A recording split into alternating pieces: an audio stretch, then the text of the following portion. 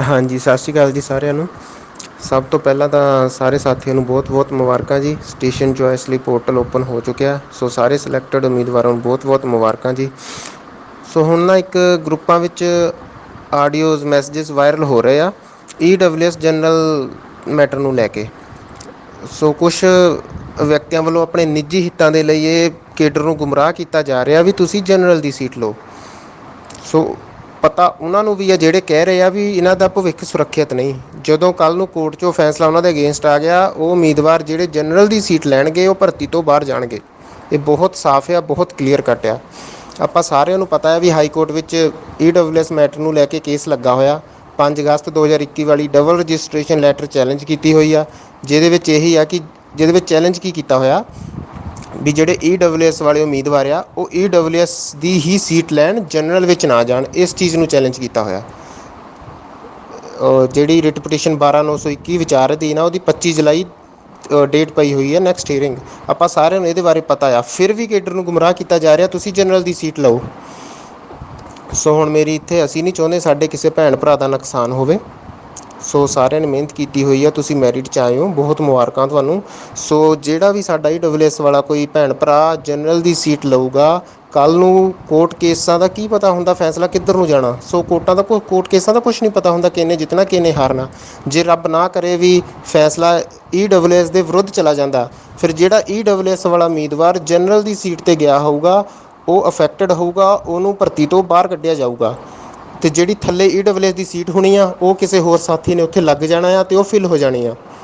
ਉਹ ਤਾਂ ਅਫੈਕਟਡ ਹੈ ਹੀ ਨਹੀਂ, ਉਹ ਤਾਂ ਆਪਣੀ ਸੀਟ 'ਤੇ ਲੱਗਾ, ਉਹਨੂੰ ਤਾਂ ਕੱਢਣ ਦਾ ਸਵਾਲ ਹੀ ਪੈਦਾ ਨਹੀਂ ਹੁੰਦਾ। ਕੱਢਿਆ ਕਿਹਨੂੰ ਜਾਣਾ ਆ, ਜਿਹੜਾ ਜਨਰਲ ਦੀ ਸੀਟ ਲਊਗਾ, ਜਿਹੜਾ ਅਫੈਕਟਡ ਹੋਊਗਾ।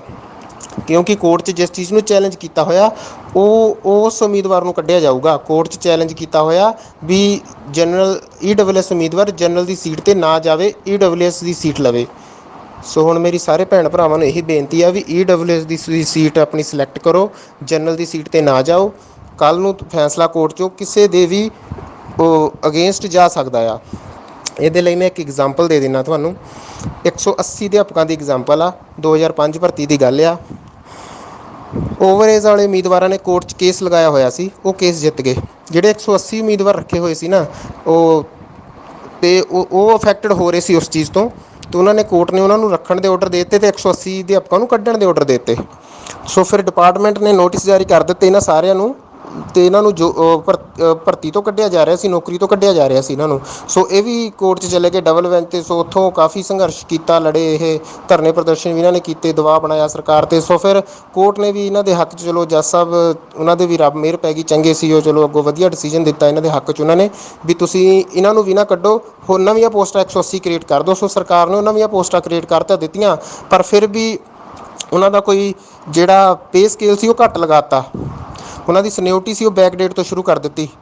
ਉਹ ਅਜੇ ਵੀ ਜਦੋਂ ਪ੍ਰਗਟ ਸਿੰਘ ਜੀ ਸਿੱਖਿਆ ਮੰਤਰੀ ਸੀਗੇ, ਉਹ ਉਹਨਾਂ ਦੀ ਕੋਠੀ ਦੇ ਬਾਹਰ ਕਈ ਦਿਨ ਧਰਨਾ ਲਗਾ ਕੇ ਬੈਠੇ ਰਹੇ, ਉਹਨਾਂ ਦਾ ਮਸਲਾ ਹੱਲ ਹੀ ਨਹੀਂ ਹੋਇਆ। ਸੋ ਮੁੰਡਾ ਇੱਕ MLA ਹੋਸਟਲ ਟੈਂਕੀ 'ਤੇ ਚੜ੍ਹਿਆ ਰਿਹਾ ਆ, ਬਰਨਾਲੇ ਤੋਂ ਸੀ ਸ਼ਾਇਦ, ਉਹਨਾਂ ਦਾ ਮਸਲਾ ਹੱਲ ਹੀ ਨਹੀਂ ਹੋਇਆ।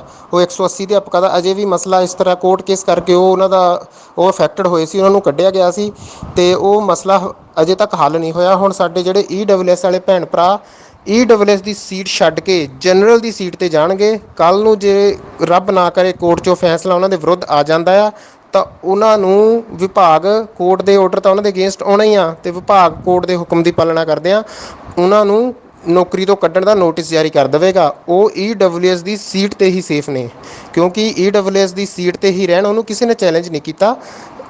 ਚੈਲੰਜ ਕੀਤਾ ਹੋਇਆ ਵੀ ਇਹ ਜਨਰਲ ਦੀ ਸੀਟ 'ਤੇ ਨਾ ਜਾਣ। ਸੋ ਸਾਡੇ ਸਾਰੇ ਮੇਰੀ ਭੈਣ ਭਰਾਵਾਂ ਨੂੰ ਇਹੀ ਬੇਨਤੀ ਆ, ਅਸੀਂ ਨਹੀਂ ਚਾਹੁੰਦੇ ਕਿਸੇ ਦਾ ਕੋਈ ਕੱਲ੍ਹ ਨੂੰ ਨੁਕਸਾਨ ਹੋਵੇ। ਜਿਨ੍ਹਾਂ ਨੇ ਵੀ ਡਬਲ ਰਜਿਸਟ੍ਰੇਸ਼ਨ ਕੀਤੀ ਹੋਈ ਆ, ਹੱਥ ਬੰਨ੍ਹ ਕੇ ਬੇਨਤੀ ਆ ਉਹਨਾਂ ਨੂੰ ਵੀ ਤੁਸੀਂ EWS ਦੀ ਸੀਟ ਹੀ ਲਓ। ਕੁਛ ਵਿਅਕਤੀ ਆਪਣੇ ਨਿੱਜੀ ਹਿੱਤਾਂ ਲਈ ਗੁੰਮਰਾਹ ਕਰ ਰਹੇ ਆ, ਕਿਸੇ ਦੀਆਂ ਗੱਲਾਂ 'ਚ ਨਾ ਆਓ।